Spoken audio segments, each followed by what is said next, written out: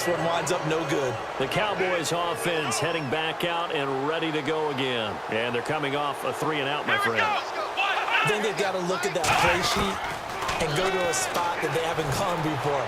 Time to shake things up a little bit to try and get this offense moving. Okay, so how do you do that? How do you shake things up? You look at what you've called before, realize it hasn't worked so well. Go to something else. And maybe you try and find one of those special plays from one of your better players, and maybe try and hit something big and get things going in the excitement area. Now Prescott. And on the left side, he's got Witten. And he'll go down right around the 47 this time. Give him 8 on the play, and that'll make it a 2nd down.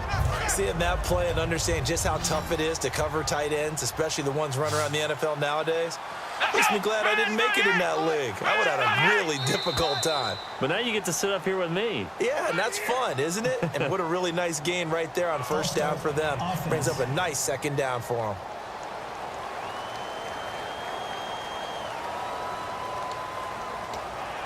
Here we go with 2nd and 7.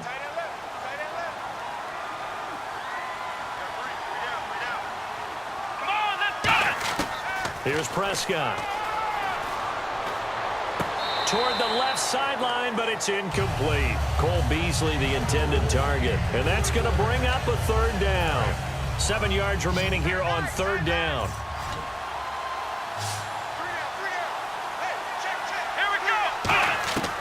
Back to throw again. He's got time in the pocket. Trying here for Bryant, and it's intercepted. A great read, and it's picked off. And he'll return this ball across midfield to the 47-yard line. Partner, we always talk about possessions being at a premium in these games, and now in this situation, throwing an interception here when you have to claw your way back in, that one's going to hurt, and in a big way. Caught here by Bell. And he maybe makes it back to the line of scrimmage. That's it. No gain on the play there. It'll be 2nd down. And on 2nd and 10 now. Well, he caught it right at the line of scrimmage, and before he could even think about advancing it forward, he got hit. Great tackling, because that's what you're taught. Don't give up yards after the catch, and most offenses make a living off of yards after catch. Those hidden yards that may not go into the score sheet, but they count big for moving the ball and stretching the field. Really nice open field tackle. Time for a break. We'll come back to wrap this one up after this. So it's 49er football here as we get you reset. And they have just about put this one on ice as they've got it here, 1st and 10. Now a play fake here on 1st down. His throw incomplete. When you see passes knocked down by those guys I call the frustrated fullbacks, the linebackers, you know that in their zone coverage, they were able to drop, see the ball thrown, and react to it very quickly. He's going to look deep down the field. And this is caught by Smith. Touchdown 49ers. Torrey Smith, 34 yards. And the 49ers add 6 to their lead. And this is obviously quite a performance. And most of the time when we talk about someone putting a team on their back, I think we're talking about a guy who runs the football. In this case, it's a guy out wide catching it, and he's done exactly that, truly leading his team right now towards victory. 3 touchdown catches. He's been the headliner. Now it's Lucky Whitehead on the return. Taking it right down Broadway. And he brings this one all the way back. So definitely good for the individual stats. Maybe not for our storyline, but he's in for the late score. Such an electric play, so much fun to watch, and you need all 11 guys in sync for that to be successful, don't you? Without a doubt. That's teamwork, to be able to put it all together. But that play is really probably the most exciting 10 seconds in football. So still lots of work left to do, but here comes the onside kick. And the 49er hands team does its job. Our eyes shift to the defense of the Cowboys now. And not a good performance by them or by their offense, for that matter. Just hasn't been a good game. And it's real easy at this point to point fingers. Hey, you guys didn't get a whole lot done today. Didn't give us much of a cushion. But the truth of the matter is, having played defense, your pride says whatever your offense gives you, you're supposed to allow 1 point less.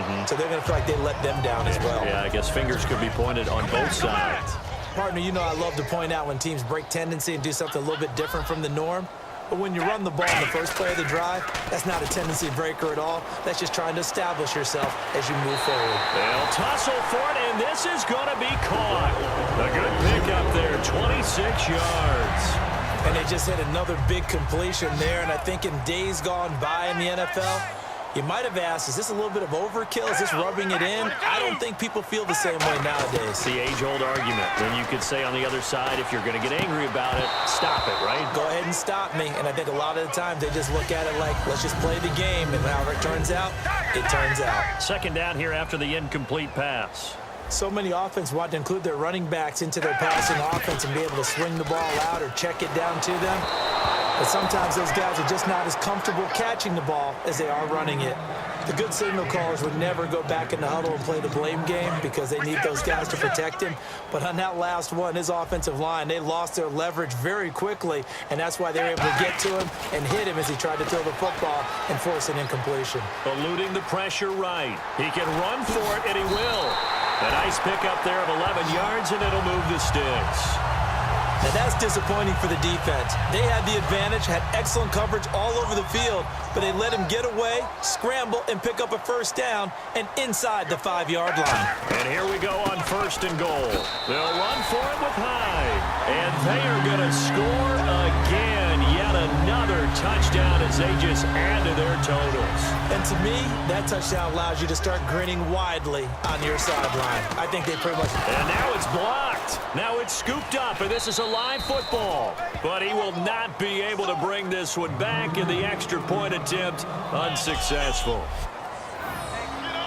I remember when they changed the rule, and there was a lot of consternation, especially coming from the kickers. Okay, how's this going to affect things, having to kick a longer one now, much more of a field goal attempt, and the defensive guys saw it as an opportunity to get more block. That's exactly right. There's more effort now. Before, when it was snapped down near the goal line, you would basically see guys just stand there. Yeah, not anymore. Now, those guys are going after it because not only can they knock it away and change a little bit of momentum, they can get 2 points. They can pick it up and take it back for 2 points.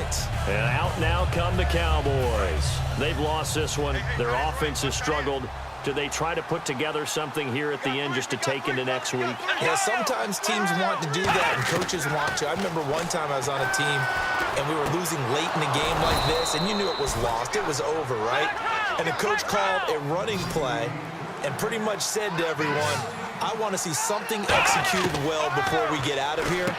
And that was the message to the team. Just something to build. Just something to build on, get it done, and maybe we can look at that and say, we'll get better as we go forward.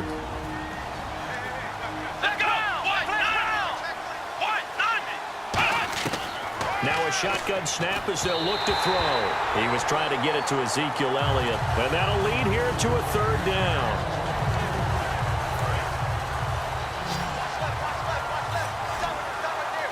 An extra DB for the 49ers now on 3rd. They'll look to throw again. He's got a man. It's Williams. And he's going to get this down to the 35-yard line. And we are back here. I'm Brandon Gaudin alongside Charles Davis. So the offense takes the timeout. And now we're set to get going.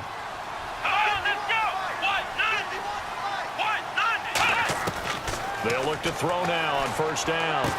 Stiff-armed him. Going right side. He has Winton. And he is out of bounds inside the 30. It's a gain of 7, and it'll make it 2nd down. Completed pass play. Now let's see if they go back to the air or to the ground. When you execute a drag or a crossing route really well and give them a chance to let it develop a little bit, you can gain some significant yardage hitting your tight end on that one. And Bryant's got it over the middle. That one good for 16, and the drive will continue.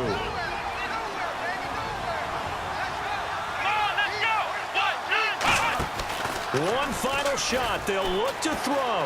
He's got time. Try to get it to Williams, but it's intercepted. Picked off by the corner, Tremaine Brock. And